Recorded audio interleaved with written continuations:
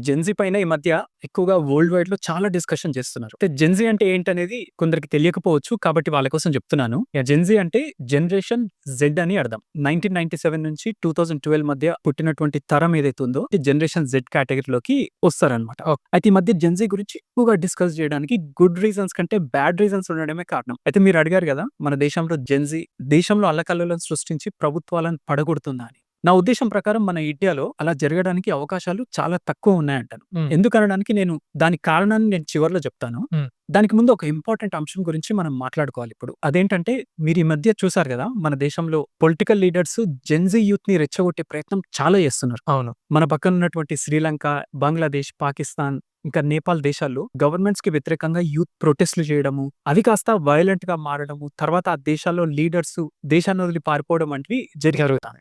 Same అలాగే ఇండియాలో ఉన్న యూత్ కూడా చేస్తారనే ఆశతో కొంతమంది పొలిటీషియన్స్ చాలా రకాలుగా ప్రయత్నం చేస్తున్నారు. చాలా రెచ్చగొడుతున్నారు యూత్‌ని. హ్మ్. అయితే జెన్‌జీని ఎందుకు ఇంతలా ఇన్‌ఫ్లూయెన్స్ చేసేందుకు ట్రై చేస్తున్నారు? పర్టిక్యులర్‌గా జెన్‌జీని ఒక పాన్‌గా అంటే కట్టప్పలాగా వాడుకోవడం అన్నమాట. పాన్ అంటే యాహ్! తెలుసు కదా! యాహ్! సో, కట్టప్పలాగా వాడుకోవాలని చూస్తున్నారనేది ఒకసారి మనం అనలైజ్ చేద్దాం. ఓకే. మీకు తెలుసు కదా! జెన్‌జీ అనేది డిజిటల్ యుగంలో పుట్టినటువంటి తరం. వాళ్ళు పుట్టిన నాటి నుండి mobile phones, televisions, internet, online gaming, digital apps వీటిని వాడడం ప్రారంభించిందన్నమాట. వీటిపైన ఎక్కువగా సమయం గడుపుతున్నారు కూడా వాళ్ళు. హ్మ్. ఈరోజు డిజిటల్లీ చాలా ఎడ్యుకేట్ అయ్యున్నారు జెన్‌జీ.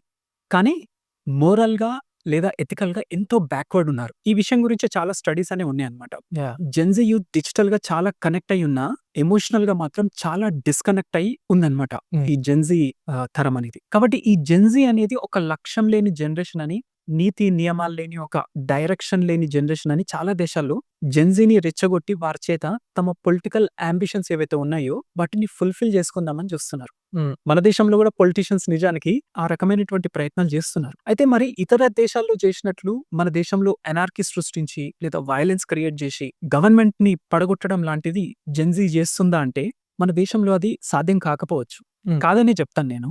ఎందుకంటే మన దగ్గర మెజారిటీ ఆఫ్ ఇండియన్ ఫ్యామిలీస్ ఇంకా కల్చర్‌తో కనెక్ట్ అయ్యి ఉన్నాయి. ఆ ఫ్యామిలీ వాల్యూస్‌ని పిల్లలకు నేర్పుతున్నారన్నమాట. ముఖ్యంగా మన ఏన్షియంట్ ఫిలాసాఫికల్ అండర్‌స్టాండింగ్ అనేది యూత్‌లో ఉంది. అంటే జెన్‌జీ వాళ్ళలో ఉందన్నమాట.